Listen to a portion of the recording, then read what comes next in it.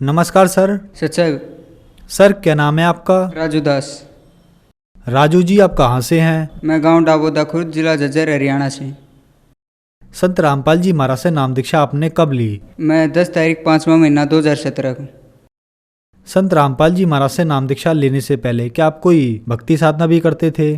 हाँ सर, मैं अपने जो पारंपरिक साधना थी, गांव में मंदिर में जाना दादा छोटे वाले पे, और मैं फरीदाबाद से सुदर्शनाचार्य जी से नाम दीक्षा ले रखी थी। मुझे इनसे कोई लाभ नहीं हुआ था। 12 साल पहले हमने अपने मामा जी के थ्रू फरीदाबाद से सुदर्शनाचार्य जी से नाम दीक्षा ली थी, जो वैष्णोपंथी महात्मा थे और अपने आप को कहा करते थे कि बेटा हम पिछले 7 जन्मों से विष्णु जी की भक्ति करते आ रहे हैं। तो जब तो मुझे ऐसा कुछ ज्ञान नहीं था, क्योंकि मैं छोटी उम्र में था, जब से मैं 4वीं 5वीं कक्षा में था। राजू जी, संत रामपाल जी महाराज की शरण में आप कैसे आए? मगर जी, मैं स्कूल में पढ़ता था, जब 7वीं कक्षा में था, तो एक मेरे गांव से भगत थे आसाराम, वो टीचर थे मैथ के। तो ऐसे वे बच्चों को पढ़ाते थे। वो बच्चों को पढ़ाते पढ़ाते कई बार परमात्मा की चर्चा भी कर देते थे। तो एक बार उन्होंने कहा कि भाई तुम भक्ति साधना करते हो कुछ? तो बच्चे कहने लगे हाँ सर हम करते हैं, हम मंदिरों में जाते हैं, ऐसे जाते हैं। सबने कहा, हमने भी कहा। तो वो कहने लगे कि आपसे एक बात पूछूं? हमने कहा कि पूछिए सर। तो उन्होंने कहा कि ब्रह्मा विष्णु महेश के माता पिता कौन हैं? तो इतना कहते जो अन्य बच्चे थे वो हंसने लगे सर की बात पे, देख कैसी बातें कर रहे हैं सर। तो मुझे इस बात से एकदम झटका लगा कि यार इन्होंने ये बात क्यों कही। तो वो कहने लगे कि भाई ब्रह्मा विष्णु महेश के माता पिता, दुर्गा इनकी माँ है। तो अन्य बच्चों ने तो उनकी बातों पर विश्वास नहीं किया, उन्हें तो ऐसे ही टाल दिया। तो भगत जी स्कूल आउट होने के बाद, मतलब क्लास खत्म होने के बाद, मैं सर से पूछा कि सर आपने कहाँ से कहा? तो उन्होंने कहा कि भाई हमारे सदग्रंथों में लिखा हुआ कि ब्रह्मा विष्णु महेश के माता पिता और इनकी जन्म मृत्यु भी होती है। तो मैंने कहा कि सर ठीक है। उस भगत ने मुझे गीता तेरा ज्ञान अमृत एक पुस्तक दे दी। मैं खुद गीता पढ़ता था घर पे। तो मैंने वो गीता और संत रामपाल जी महाराज का ज्ञान दोनों एक साथ रख के, राइट और लेफ्ट की तरफ, दोनों का ज्ञान मिला के देखा। जब भगत जी मैंने गीता का ज्ञान मिला के देखा संत रामपाल जी महाराज से, तो गीता का ज्ञान बिल्कुल, मतलब कि जो मैं भक्ति साधना करता था फरीदाबाद वालों से, उनसे बिल्कुल हटके थे भगत जी। उनकी साधना सारी विरुद्ध, जो मैंने गीता में प्रमाण देख के मैं अक्का बक्का रह गया कि यार जो मैं साधना कर रहा हूँ वो सारी शास्त्र विरुद्ध है। ना उनके नाम मिल रहे हैं, ना उनकी कोई साधना मिल रही है। तो यार ये मतलब बहुत गलत हो गया। तो फिर भगत जी, मैं उन भगत से कहा कि यार मेरी तो सारी साधना गलत है, अब मैं क्या करूँ? तो उस भगत ने कहा कि भाई यहाँ पे नामदान सेंटर है संत रामपाल जी महाराज का, मुंडका में।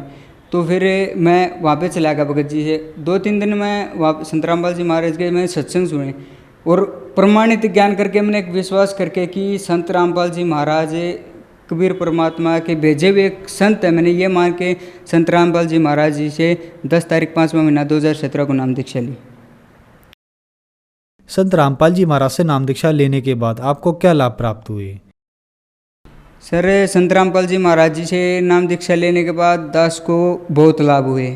पहला लाभ तो ये हुआ कि जब मैंने गीता का ज्ञान संत रामपाल जी महाराज से मिला, तो मुझे ये पता चला कि सच्चाई क्या है सदग्रंथों की, वो क्या कह रही हैं, गीता में क्या लिखा हुआ है, किस परमात्मा की भक्ति के लिए कहा गया है।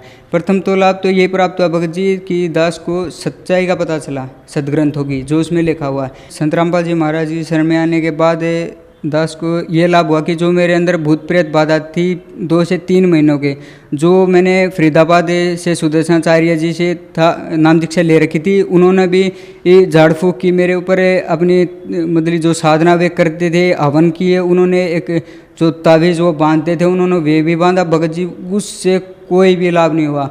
और यहाँ तक कि मैं रात को जब सोता था तो वे सोते सोते वे भूत प्रेत जो थे वे मेरे चद्दर को फेंक देते थे एक तरफ, और मुझे ऐसे इतनी बुरी तरह दबा लेते थे कि मतलब कि सांस लेने में मुझे बहुत ज़्यादा दिक्कत होती थी।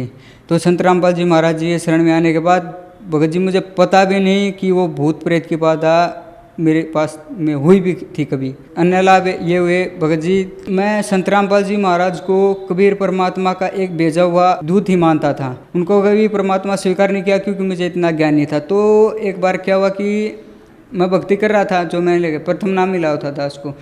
तो भगत जी परमात्मा ने दास को वो समय दिखाया जब मेरा जन्म भी नहीं हुआ था। एक तरफ तो कबीर परमात्मा खड़े थे, एक तरफ दास खड़ा हुआ था, और परमात्मा ने एक तरफ हाथ किया कि बेटा अब किसी भगत के घर में जन्म लेना चाहते हो या एक तरफ एक ये शराबी का घर है आप इसमें जन्म लेना चाहते हो। तो भगत जी मैंने कहा कि मैं एक शराबी के घर में जन्म लेना चाहता हूँ। तो परमात्मा कहने लगे कि बेटा क्यों? मगर परमात्मा आप तो दास को फिर खोज लोगे, लेकिन मैं एक शराबी के घर में जन्म लेना चाहता हूँ। तो भगत जी दास का जन्म 9 मार्च 1996 को दास का जन्म एक किसान परिवार में हुआ, जहाँ पे मेरे पिताजी शराब पीते थे। तो भगत जी संत रामपाल जी महाराज की साधना से दास को ये पता चल गया कि मैं स्वेच्छा से इस घर में आया था। और एक अन्य लाभ बताना चाहूँगा संत रामपाल जी महाराज की शरण में आने के बाद जो दास को हुआ, जब हमें फरीदाबाद से सुदर्शनाचार्य से नाम दीक्षा ले रखी थी तो हम वो भक्ति करते थे, तो हमें उस भक्ति से कोई लाभ नहीं हुआ। मेरी दादी थी जिसको गले की कैंसर हुई, कम से कम वो 3 महीने तक बहुत बुरी तरह तड़पते उन्हें अपना शरीर छोड़ा, और छोड़ने के बाद वो भूत बनी। जबकि वे फरीदाबाद वाले कहा करते थे कि हमारी साधना से बेटा आपकी जन्म और मृत्यु सदा के लिए समाप्त हो जाएगी, वो झूठ कहा करते। अगर ऐसा होता तो मेरी दादी भूत क्यों बनती? तो भगत जी जब मुझे पता नहीं था कि ये साधना ही गलत थी, जब मैं संत रामपाल जी महाराज के शरण में आया, मैंने गीता को देखा, तो तब मुझे पता चला कि इनकी सारी साधनाएं गलत थी। वो साधना करते करते हुए मेरी दादी को गले की कैंसर हुई, वो बुरी तरह तड़प के उसने शरीर छोड़ा। उसके बाद वो प्रेत बनी। उनकी साधना जो थी वो सारी शास्त्र विरुद्ध थी और मैंने प्रत्यक्ष प्रमाण देखे थे। तो जब घर वालों को भी ये पता चला कि मैं संत रामपाल जी महाराज का शिष्य हो गया हूँ, तो घर वालों ने उनको फ़ोन करके कहा कि ये ऐसे ऐसे संत रामपाल जी महाराज का शिष्य हो गया। तो उन्होंने क्या किया कि उनकी गुरु पूर्णिमा आई हुई थी, उस महीने में उनकी गुरु पूर्णिमा थी। तो उन्होंने क्या किया कि मेरी मम्मी से कहा कि तुम इसको गुरु पूर्णिमा पे यहाँ फरीदाबाद आश्रम में लेके आ जाओ, हम इसको देख लेंगे क्या चीज़ है। क्योंकि उन्होंने माना कि संत रामपाल जी महाराज एक आम छोटे मोटे साधक होंगे, उनको ये नहीं पता था कि ये परमात्मा है खुद।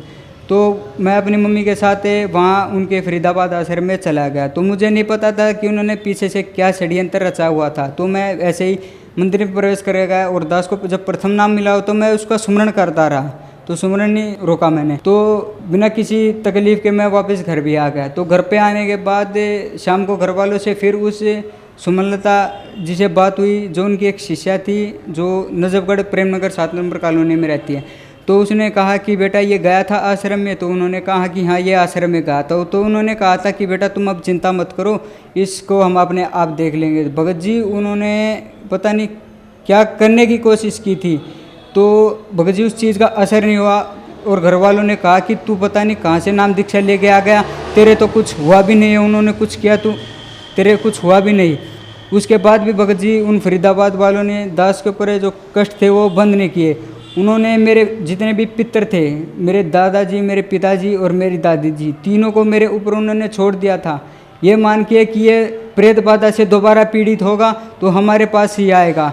लेकिन संत रामपाल जी महाराज की इतनी बड़ी कृपा थी दास के ऊपर, भगत जी वो मुझे कोई भी नुकसान नहीं पहुंचा पाए। और एक बार और मेरी दादी को भेज दिया, क्योंकि मैं अपनी दादी से बहुत ज़्यादा लगाव था। मेरा सबसे ज़्यादा मेरे परिवार में मेरी दादी से मेरा बहुत लगाव था।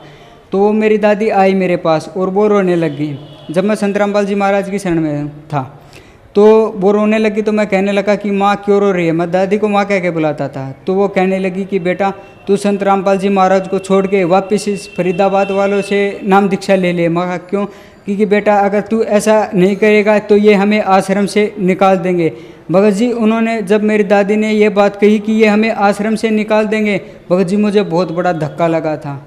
उनकी भगत जी शास्त्र विरुद्ध साधना थी, जिन्होंने उनको प्रेत बना दिया। प्रेत बनाने के बाद भी वो आश्रम में रहते थे, तो उनको आश्रम से भी निकालने की धमकी दे दी कि ये अगर ये संत रामपाल जी महाराज की शरण में रहेगा तो हम इसका कुछ बिगाड़ नहीं पाएंगे। तो संत रामपाल जी महाराज की शरण में आने के बाद दास को एक बहुत बड़ा लाभ ये हुआ कि जो मेरे परिवार में पारंपरिक साधनाएँ चलती थी, मेरे गाँव में एक मंदिर है दादा सोटे बेले के नाम से प्रसिद्ध है वो।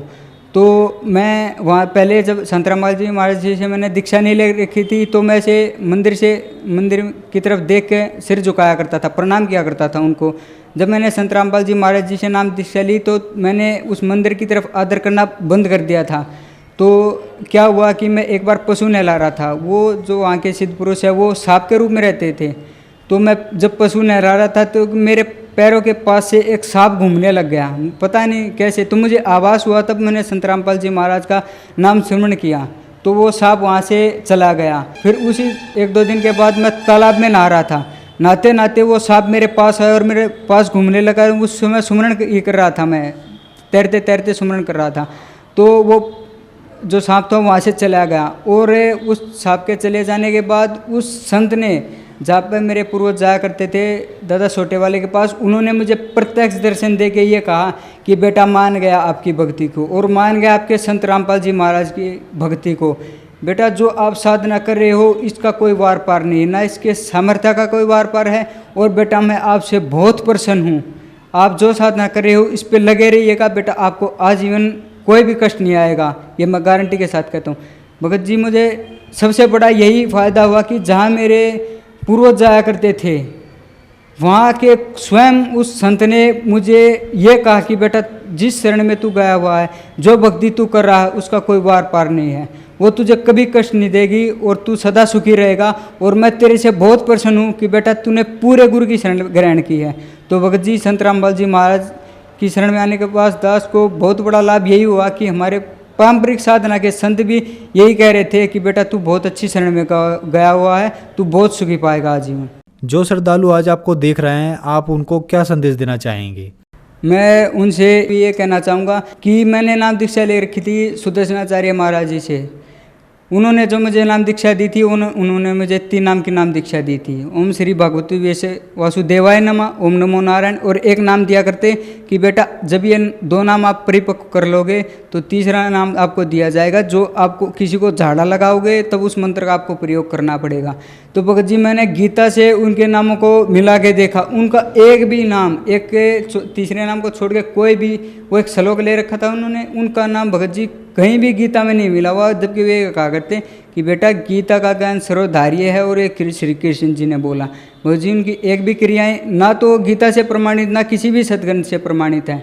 तो मैं भक्त समाज को और सभी को ये कहना चाहूँगा कि आप संत रामपाल जी महाराज जी के ज्ञान को एक बार सदग्रंथों से मिला के देखिए, आपको सच्चाई का अपने आप पता लग जाएगा कि क्या सच और क्या झूठ। सर, संत रामपाल जी महाराज से नाम उपदेश कैसे ले सकते हैं? सभी जगह संत रामपाल जी महाराज की दया से हर एक स्टेट में नामदान सेंटर खुले हुए हैं। आप जो सत्संग आते हैं संत रामपाल जी महाराज जी के टीवी चैनलों पे, तो उन चैनलों के नीचे से एक पीली पट्टी चलती है, वो पीली पट्टी चलने के वहाँ पे कॉन्टैक्ट नंबर होंगे, आप उनसे कॉन्टैक्ट कीजिए। आप वहाँ से बुक भी मंगा सकते हैं फ्री ऑफ कॉस्ट, और वहाँ से अपने नज़दीकी नामदान सेंटर का पता भी लगा सकते हैं। धन्यवाद सर। सच है।